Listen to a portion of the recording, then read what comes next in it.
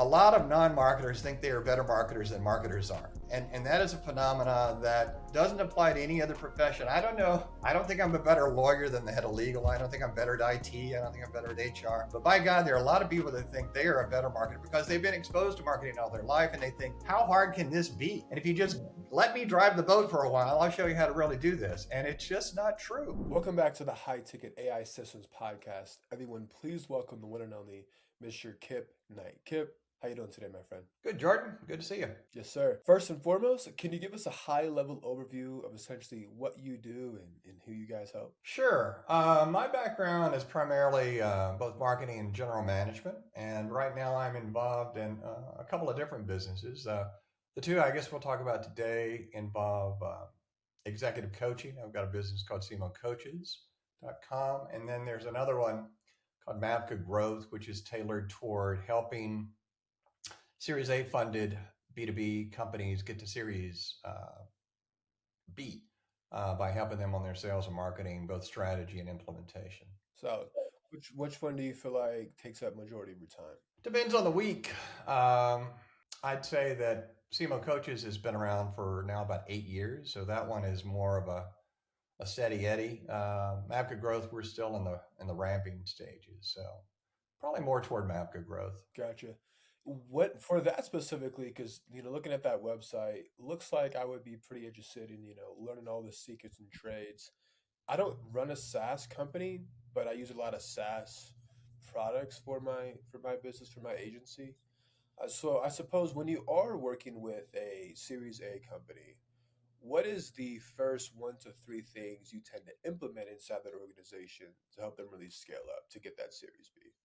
I know that might be broad, it might be generalized, but it also might be different for every company. But if you had to pick like 1 to 3 non-negotiables for that company, what do you feel like it would be? Well, the most important thing we do is the foundational work, the strategy and the positioning. And the dilemma, frankly, you have with a lot of Series A companies is they want to get on with it. Like they want to make the next sale. They want to make sure that they're hitting their financial numbers. But the point we're making is if you're building for the long term and you want to ramp, you've got to make it. It's like building a house. If you don't have a solid foundation, you could build something very quickly, but when you're finished with it, you might look back and go, uh-oh, that was not a good idea. So strategy is the first thing we focus on. The second is just looking at their technical capabilities of ramping up both on the marketing and the sales side. Because again, when you're really small, there's a real risk of people getting confused as to what is the difference between what marketing does and what sales does. And we try to make sure that we're real clear as to who does what. And then finally, there's the scaling aspect of it, because as the company grows, you're probably going to need to give up some things that you did originally and then adapt some new practices and frankly, try some things that don't work out. So it's really a phased approach where you start with a foundation, you try to figure out the best game plan to scale, and then you adjust as you begin to scale. Can you give us a specific example of when you did that with a previous client? Like what their offer was and what strategy you guys use and what you Well, there's one that I'm working with as a business advisor. It's more in the lending space for B2B. And yeah, that's a really good example because the initial idea was to make it available on a broad scale. And you can relate to this, Jordan. It was basically saying, hey, if you're a B2B startup and you need funding, we've got this network of about 2,000 private credit lenders, and come on out and we'll help you out. The problem with that, and a lot of the listeners will probably relate to this, is as you start to do the math, from a CAC point of view, and the lifetime value and the ability to pay back your investment, it didn't pencil out. So I went to the CEO and said, look, we got a problem here. We need to really pivot. And what we've pivoted to is going after a much, much, much smaller number of clients that have literally tens of thousands of members.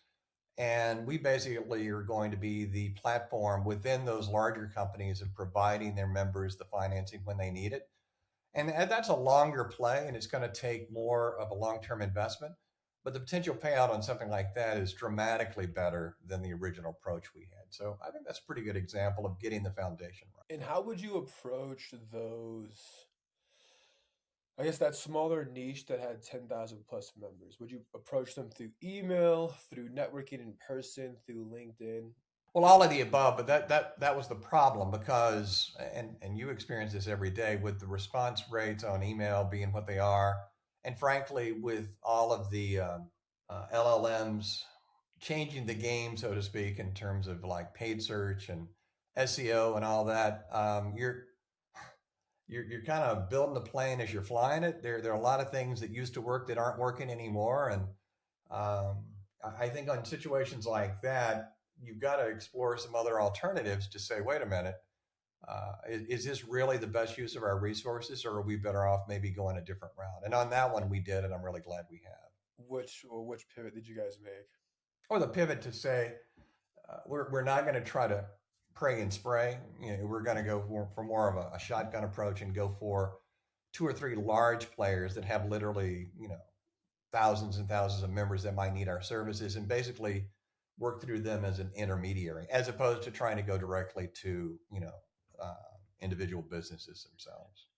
Thank you for saying the shotgun approach. Because we talk on the podcast about niching down, not being a excuse me, not being everything to everyone agency business model, because that's not scalable.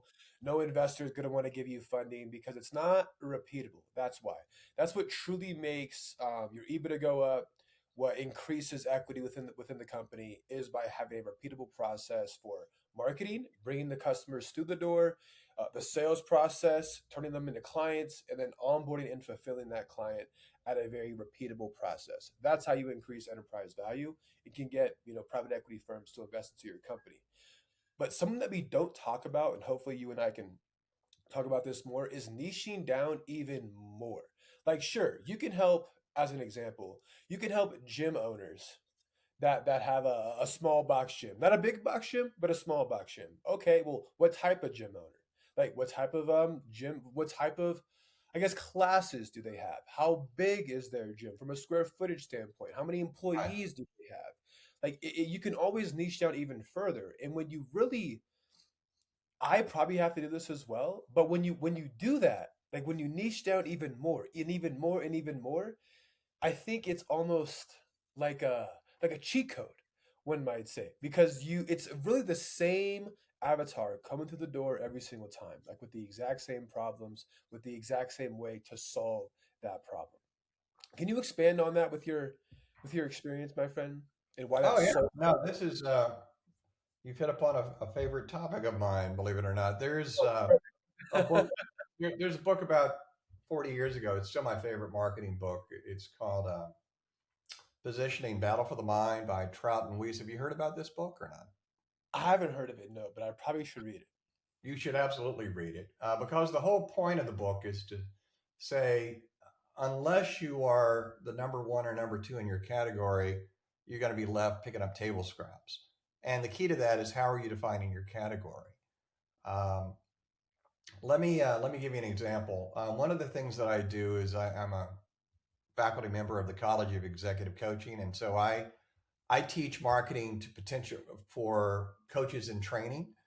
And one of the things that I emphasize is just what you said. I've said it is practically impossible for me to think of you being in too narrow of a niche. And the example I use is take any profession. If you're a doctor, if you're a lawyer, if you're an architect, um, who makes the most money? Typically, the people that make the most money are the ones that are super nichey.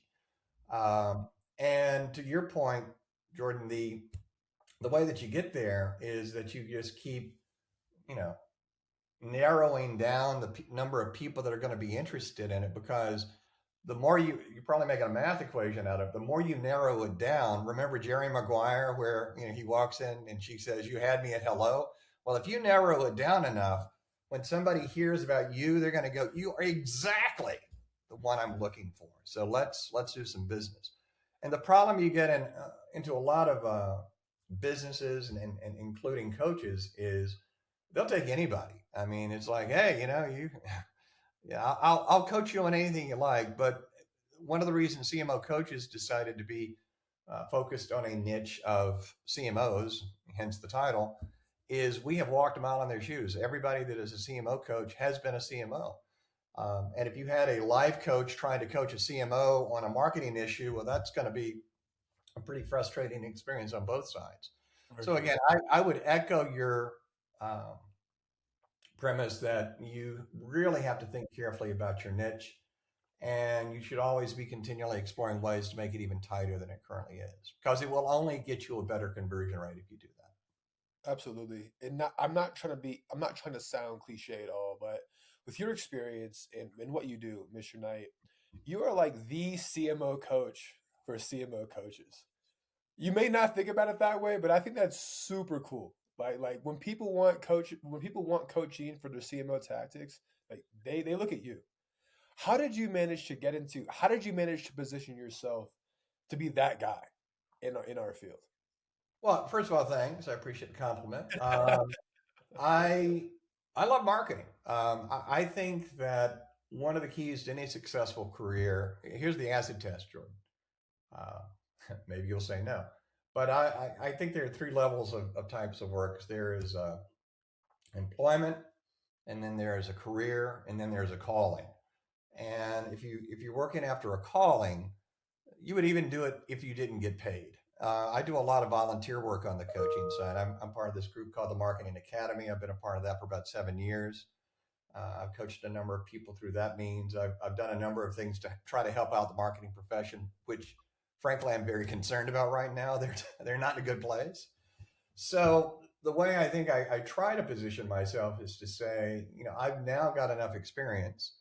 Uh, I've been doing this for like over 40 years that I've probably been there and seen that, and that's reassuring to people. Like you name a crisis, I've probably been through it. And I also try to keep on top of what's happening, in the Martech space. Now that is incredibly hard. You're infinitely better at that than I am. But one analogy I like to use, at least on the marketing side, is that you have to be almost like a conductor. You don't need to know how to play every instrument in the symphony, but you need to know what good looks like and sounds like, and be able to coach somebody to get better at it if they're not performing. Um, and so, having the amount of experience I've got, and also, frankly, having a pretty high curiosity quotient. I mean, I am always intrigued with learning more about, like B2B is an area that I didn't start out with. I started out in B2C, and I worked with some really big B2C companies, Procter and Gamble and PepsiCo and eBay and such. So if you're naturally curious and you're willing to learn and you're willing to try to communicate to people in ways that work for them, then most people will be very receptive to that. On that topic of, marketing is changing at an, you know, oh man, increasing rate year over year thanks to AI. How do you see AI and marketing coinciding together? Do you think AI is taking over marketing professionals? Do you think marketing is going to now become more enhanced because we have AI here? Well, what are your thoughts on I got a bunch of thoughts. First, I think AI has got a hell of a lot of potential, and I think we're already seeing that. Um, for example, um, I took one computer science course in college, Fortran. You don't even know what Fortran is, probably. that? That's And hilarious. I never thought I'd be coding apps, but I've got started playing around with Are you familiar with Replit? And Okay, well, Replit, you can do your own customized app. I've done about a dozen of them so far. It's a lot of fun, and I plan on doing a lot more. And I've used those for various marketing tasks. I'm also learning on a daily basis. I've just got off the phone with a guy that was showing me some ways in which you can start with LinkedIn and then create. Well, you do those all the time, customized emails, and then track that through, and et cetera, et cetera. So, bottom line, I think, and he does it all through LLMs and AI. So that's the good news. The bad news is I think you're getting more and more people that think, and sadly, these are a number of B2B founders that they can literally delegate all the marketing over to some agent or a group of agents, and it'll all be wonderful, and they'll never have to worry about marketing again. Well, bad news. That scares the hell out of me, and it should scare the hell out of them because, again, going back to the foundational work, unless they've thought through what is your strategy, what is your positioning, what makes you unique, why should people believe you, what is your ideal customer profile, how are you going to continually keep up with how they're thinking about your business, how do you get customer feedback and adjust your business processes, et cetera, et cetera, et cetera. You can't delegate all of that. You need to know that so that you know what good looks like. There have been so many times, and you probably have experienced this, where I will do something in Claude or Replit, and it'll come up with the initial answer. I go, well, wait a minute, that doesn't right. And the thing that blows me away is it agrees with me every time. It goes, yeah, it's not right. I need to go back and fix that. Well, if you don't know what good looks like, you're going to be flying blind, and the amount of money and time and frankly relationships you can damage in the process are pretty frightening to me. So it's a tool like any other tool. I was talking to some folks that medical appliance company, and the guy was having a hard time getting his management to think about how do you adapt AI into the organization. And I'm old enough to know what it was like before and after the internet. And I saw a lot of mistakes and a lot of false starts there. And I think you're going to have the same thing with AI. But the whole point I make is, make a little, sell a little, learn a lot. You don't need to think that you're going to go out and just change everything you're doing tomorrow because of AI. Start with those things, to your point earlier, that are replicatable, that are systematic, that are measurable. See if you can get an ROI behind that. And then based on that learning, maybe expand to the next thing and the next and the next. So a systematic, logical process by which you can automate a lot of this stuff, but don't think you're going to just delegate all of your marketing over to some AI bot. That's insane. It's stupid. I do agree with you there. Another person we had on the show, they kind of framed AI like this. It's 80-20. 10% of the work up front needs to be a human, and that's where part of the 20% comes in from the human side of things. Now, the more context you can feed AI or the LLM, the better the output's going to be. Now, Mr. Knight, if I were to feed, some marketing tactics or some context into the LLM, I might get some pretty decent results. However, if you, with your experience, with your knowledge, with all of your, background and accolades and all that fun stuff, if you were to feed the LLM the 10% context that we're referring to here, I guarantee you would probably achieve a better output than me. Why? Because you just have more knowledge and you're feeding better context to that LLM. And then the 80% is where AI is going to, do the work for you. It's going to take your instructions and just, spit out an output. Cool. And then the last 10% is what we call human in the loop. Basically, it's our job, you and my job, to ensure that the output's actually correct, right? It's not fabricating any information, that it actually looks good, that whatever the hell we're trying to achieve in the back end here actually looks good, and we can bring it to market or send it to a customer, to a potential client, whatever the case is. Do you kind of agree? And basically that's kind of what you were saying, where you shouldn't feed over everything to the LLM, to AI, your ideas, your processes. You should kind of treat it like a sounding board, where you have an idea and you bounce feedback back and forth between the AI to see if it's actually a good idea. Or are you thinking because you're already in your position, you don't really have to treat it like a sounding board because you know what works and what doesn't work? Well, again, I think in analogies, and I don't play tennis, but I think AI is a good tennis partner. You're going to be bouncing the ball back and forth, and with each lob, you're gonna get a little bit better, and you're also hopefully working with an LLM that is smart and flexible enough to take your feedback and acknowledge, what's going on. I'll give you an example, and Replit's a good example of this. I will come up with an initial idea. I will ask for it to develop a prompt. It will develop an initial prototype. I'll look at it. I'll make some suggestions. We'll get it to the point that I think is pretty good. And the thing I love to do at that point and go, and what are your ideas? And what would you do to make this better? And it always comes back with stuff that is pretty cool and pretty amazing and stuff that I would have never thought of. But it's not like I went to the platform and said, here's the task, go do it.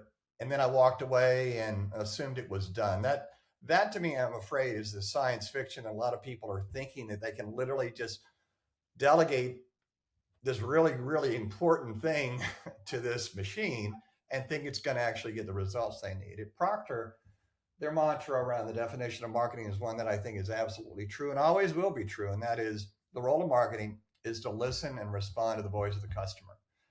And you cannot delegate that to a machine. You can have a machine help you get better at that, but you're never going to be able to just turn that over. It'd be like turning over your finances to a machine and understand and believing that there was never going to be a need to go back and audit the results or make sure that they were doing what they're supposed to be doing. It's a partnership, but at the end of the day, it's a machine that's a tool there to help you. It's not something that's going to be delegated total responsibility for that. Ultimately, that responsibility rests with you. Great insights. You said the role of marketing is to, please repeat that, is Yeah. to listen Listen and and respond. respond to the voice of the customer. Because here's the point I try to make with companies that are either degrading or in some cases eliminating marketing. I'm going, okay, well, let's just walk through that. You're sitting around the executive table, you've got all the functions there, marketing's not there. Who is going to speak up for the customer? Who's going to speak up for the client? Because I guarantee you, as I go around the table, it ain't going to be anybody else because the lawyers got their thing, the IT folks have their thing, the CFO's got their thing, et cetera, et cetera, et cetera. If you do not have a passionate voice of the customer insisting that we do certain things, then at the end of the day, you're going to be a short term company because you're going to become really stupid when it comes to making sure you're doing what people find valuable. And over time, your competition is going to kick your ass. So, like I say, I'm pretty passionate about the role of marketing. I think it's really misunderstood. I think a lot of marketers don't help themselves because they get into this marketing jargon that nobody understands. And at the end of the day, marketing is a means to an end to help a company be successful by making more money. But the way you make more money is by listening and responding to the voice of the customer. So it all kind of links together. And when it works, it's beautiful. And when it doesn't work, it's a train wreck. What do you feel like are some of the things that are really, really misunderstood in marketing and in context of marketing? Well, I'll take it from both sides. I think that from the marketer side, they need to understand that you need to speak in the language of business, i.e., finance, every single time you're talking to the CFO or the CEO or the board, because you've probably dealt with a number of those folks. And if you go in there and just start talking about CAC or lifetime value or clicks or impressions and all that, eyes are gonna glaze over. And at the end of the day, it's like, all right, so what have you done for me lately in terms of making money? Every single thing in marketing you need to somehow tie back to, and this is how we make more money. Now, the time frame is going to vary. For paid search, it might be overnight. For a brand campaign, it might be a year or longer. But you've got to be able to speak the language of marketing. On the flip side of it, I think you've got a number of folks that this is something that frustrates the hell out of marketers. See if you can relate to this. A lot of non-marketers think they are better marketers than marketers are. And that is a phenomena that doesn't apply to any other profession. I don't know. I don't think I'm a better lawyer than the head of legal. I don't think I'm better at IT. I don't think I'm better at HR. But by God, there are a lot of people that think they are a better marketer because they've been exposed to marketing all their life and they think, how hard can this be? And if you just let me drive the boat for a while, I'll show you how to really do this. And it's just not true. So trying to make sure we get a little bit more respect is something that we've got to work hard at. I think we get there by, again, speaking the language of business, but also educating the organization as to what is the role and the function of marketing. We are educators first and foremost. And if we don't do a good job educating, people are going to make some assumptions. Like, for example, if a company is in trouble and they've got to cut out the budget, Jordan, what's the first thing they're going to cut? And again, I'm an analogy guy. I'd say to the CFO, okay, so we were going to drive from here to Chicago, and now you just took half the gas out of the tank. Am I still going to get to Chicago or not? No, I'm going to be somewhere in Des Moines. So there are consequences for cutting the budget like that. But if you educate the CFO over time in terms of what are some options we can look at that will help you achieve your objective, but not destroy our ability to build build the revenue and the client base we need, then we've got a partnership. Otherwise, you're silos and you're talking past each other, and it becomes a blame game. You've seen that way too many times, I'm sure. I think it's funny where we actually set aside marketing budgets because to me it's like the marketing budget is unlimited in my opinion. If I have the ability to turn $1 into more dollars, then I'm going to spend all the dollars I have to keep doing that. You know what I mean? So can you give us some feedback maybe at the executive level? Obviously I don't have a board or anything like that within my organization, but why companies actually set aside budgets for marketing specifically? Because like I just articulated, that's the name of the game. If I have the ability to turn $1 into more dollars and still be profitable after all business expenses, just keep doing that. Well, I think everybody would agree with that. The challenge is a couple of things. First of all, there's that last touch credit debate that you get into. Like when I was at eBay, we initially started out spending lots and lots of money on television, but we ended up shifting pretty much all of the money over into paid search because we could get super sophisticated when it comes to measuring the ROI of a specific keyword. And to your point, well, why don't you just do that all day long and make more money? Well, the reason you don't do that is because most purchase decisions, both B2B and B2C, believe it or not, are emotion, not logic. So unless you are nurturing the emotional feelings that somebody has toward your brand and toward doing business with you, at some point you're going to run out of credit at the emotion bank, and it's going to become purely transactional. And when that happens, guess what? It's all a pricing game. It's how low can you go? So we could have a whole separate episode on how do you figure out how much money to spend on marketing. Um, there are many principles behind it. But to your point about, well, why not just spend money until it stops working? Well, you need to think about both the short term and the long term effects of that, and whether or not you're measuring the right things, because you can delude yourself into thinking that you're actually getting a good ROI, but maybe you're not getting as good of an ROI as you initially thought. Does that From make sense? a long-term perspective, you're making me think about that entirely differently. So thank Okay. you. Yeah, I guess take me back into the eBay days, and you list two other major companies that the entire audience would know. But I guess since we're on eBay, what role did you have when you worked with them? Well, I was VP of marketing initially, and then I ended up as head of all of international marketing. So that was a very cool job because um, when you're hot, you're hot. I mean, this is in the early 2000s, and we were the bee's knees, whatever term you want to use there. We were a very hot company, and eBay is still a great company today. It's not as big as perhaps some of the competition at the time that we had, like Amazon, but I think they've continued to do a good job in what they do.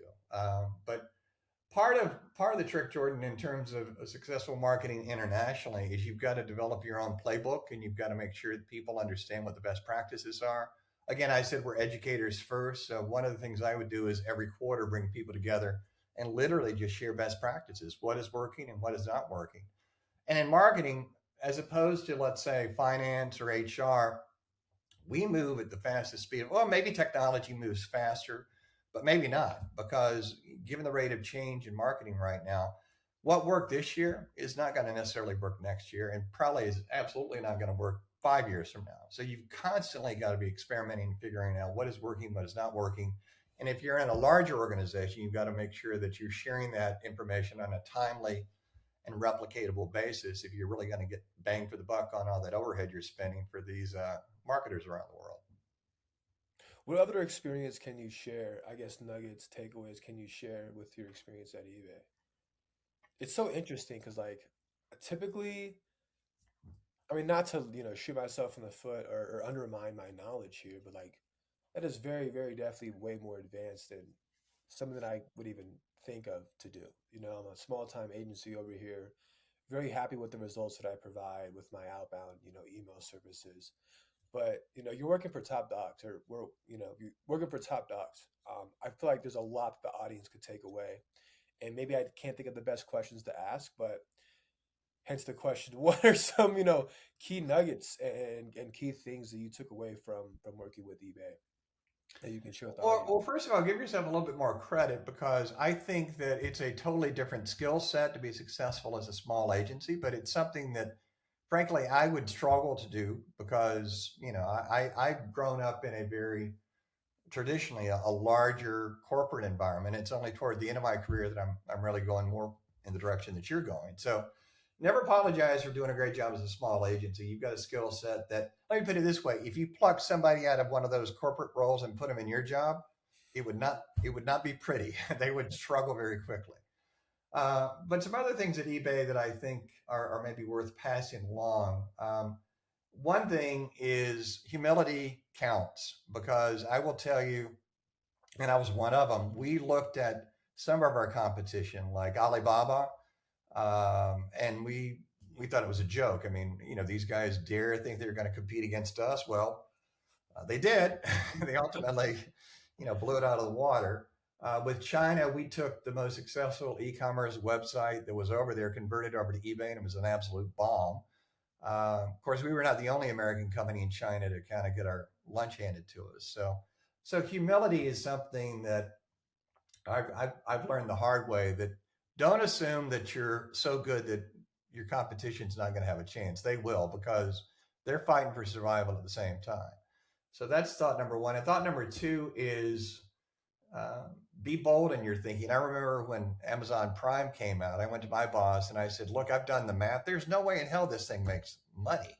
I mean, they're going to lose hundreds of millions of dollars. How can they even begin to compete?" Well, it was a long-term play, and having used Amazon Prime now for over a decade, and I'm sure you have too. It's probably one of the best loyalty programs on the planet.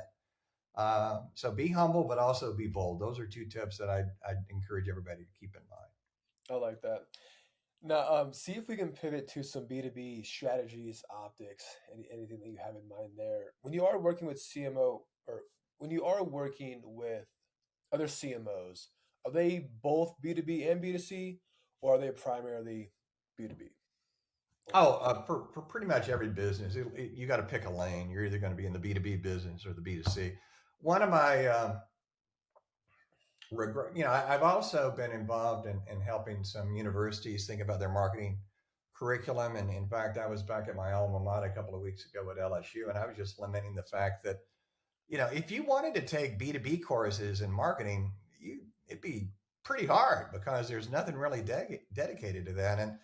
And the dean agreed with me and said that that is clearly a blind spot that a lot of universities have. So in thinking about the role of marketing today, and if I was to design like the perfect career path for someone, I would encourage folks to try to get exposure to both early on, because I will tell you that there are things that I did in the B2C category that you would absolutely get a lot of value of in B2B and vice versa. And yet those are almost like two parallel universes going against each other. Think about it. In the finance world and the legal world and the tech world, HR world, you don't divide between B2B and B2C. It's like, okay, it's just that's the function. And yet in marketing, for some reason, we kind of split the baby and they don't really talk to each other. So Mhm. I think there are some opportunities for, if you are in B2B marketing, to maybe study what our B2C cousins are doing and see if there's any application there. And from a career point of view, I've worked in, I counted up 8 different categories, which is kind of crazy. I've worked in everything from, I've sold Ivory soap. I was CMO at Taco Bell, so I've sold tacos and burritos. I'm, president of H&R Block, so I've done tax return. I've worked in a whole bunch of different categories. And the one thing I would tell you that in every category that I've worked in, I've picked up a couple of new tricks that I took to the next category, and they would be amazed that, wow, that's genius. That was not genius. I just stole it from the other guy, because there's really no new ideas out there. There's just reapplication of ideas in one part of the world that you're reapplying to another.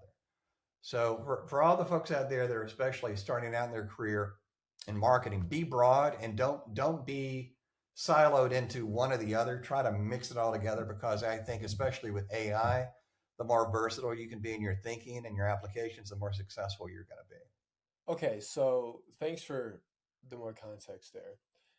With your your VP roles, your president roles, your CMO roles. Um, can you see if you can like dumb this down for me specifically, maybe even the audience as well, on one thing that you try to achieve with every role on from the marketing standpoint? Is it coming up with new offers? Is it coming up with new yes, I don't want to like throw the word strategies out there because hence that's essentially the question that I'm trying to ask you. But like, basically, what strategies do you like to roll over from B2B, B2C standpoints? Like, yeah, did that question make sense at all? You Yeah, kind of and my answer is going to maybe be either corny or cringeworthy, but I was very active in scouting growing up, Eagle Scout, and the mantra in scouting is leave the campsite better than you found it. So to answer your question, I've worked in a whole bunch. I've worked in startups. I've worked in brands that were in trouble. I've worked in brands that were growing. I've worked in brands that were trying to expand internationally. And so the mission was different on every one, but the goal was to make sure that when you turn the keys over to the next person, the car was running better than when you first got in it. So that's the challenge I would give anybody. I mean, what is going to add the most value to the enterprise long term that you can work on now? Because believe me, there were a couple of brands I worked on, and I thought, what in the hell were the people before me doing? Because there's so many mistakes that were made that could have been corrected that would have made the current situation a lot more, survivable. So leave the campground better than you found it. Figure out what are the things you're going to focus on that really count, and then do that work. And then there's going to be a lot of emotional satisfaction in knowing that the next person is going to be in a better place than you were when you started. okay, thank you. Am I wrong for saying this that businesses in general really focus on two things, decreasing cost of acquisition and increasing lifetime value? Is that a fair assessment? And everything you do within the organization is to focus on those two numbers, decreasing cost of acquisition and increasing lifetime value in one way or another. It always ties back to those two numbers. Okay, well, maybe, but